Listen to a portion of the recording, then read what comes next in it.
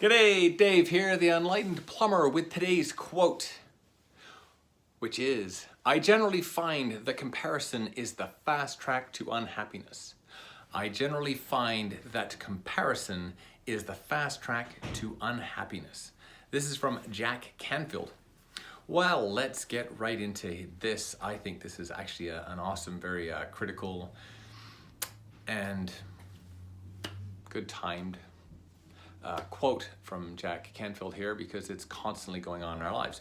So, unhappiness is the end result of this quote. It is what's left when all the good is drained out of our lives, out of our souls. So unhappiness is the feeling, the bad feelings, the negative feelings, the thoughts of lack and limitation, the resistance to doing anything, the slow getting up in the morning, the quick to go to bed, the easy to close the eyes, turn off the ears, shut down the whole world. There's nothing going on in unhappiness. So it's not a great place to be, and it's not somewhere that we want to get to. So why have a fast track? Good question. Comparison. Now, comparison is a horrible beast, which is why it's being referenced in this quote.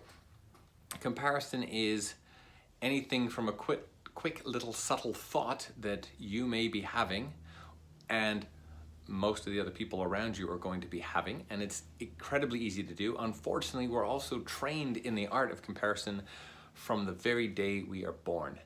Oh, yours is such a cute baby. Oh, well, and then in the thoughts of, well, mine's better looking than yours, and mine's going to grow faster than yours, and everybody's comparing. Oh, mine's walking first, yours walking first.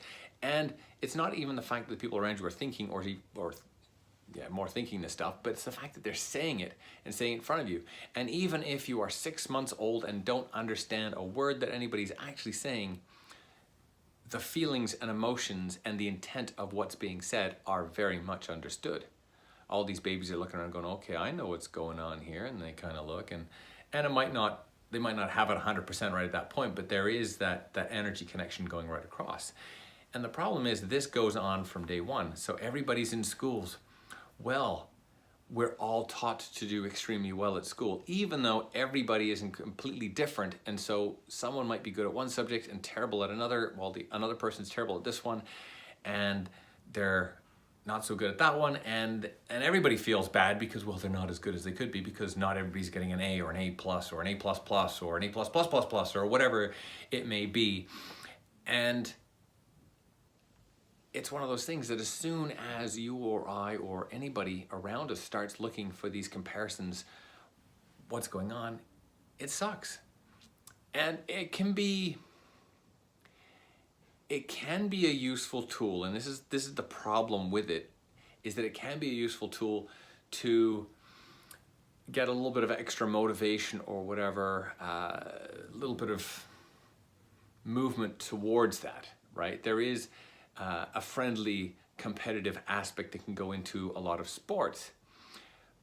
But most of that, which I would consider to be is the moderate to good argument for comparison, is based more on self-reflection. Okay, can I do better? How can I become better at this? How do I learn from someone else to find out what they're doing? That way I can become better and increase the quality of everybody else. Because if there wasn't any comparison, then a lot of things would just be crap, because they don't need to be good.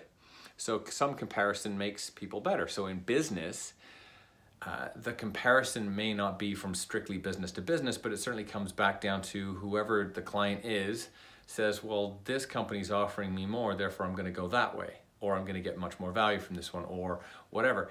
And that's what drives the competition. So that usually creates better products, better customer service, potentially lower prices. It's a lot of driving factors for good. For businesses to keep improving themselves, there has to be a comparison from a client's perspective, which is a bit different to focusing on an individual, which is pretty bad.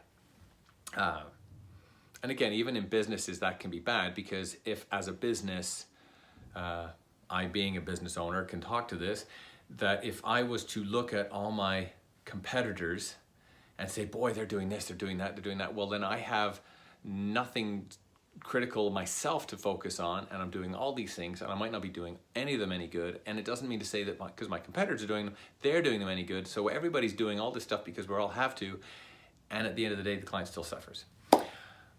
But comparison is not a bad thing. I'm going to wrap this up because I'm already dragging on a bit. Comparison makes people feel bad. It makes you feel bad, makes me feel bad, makes all those others around us feel bad.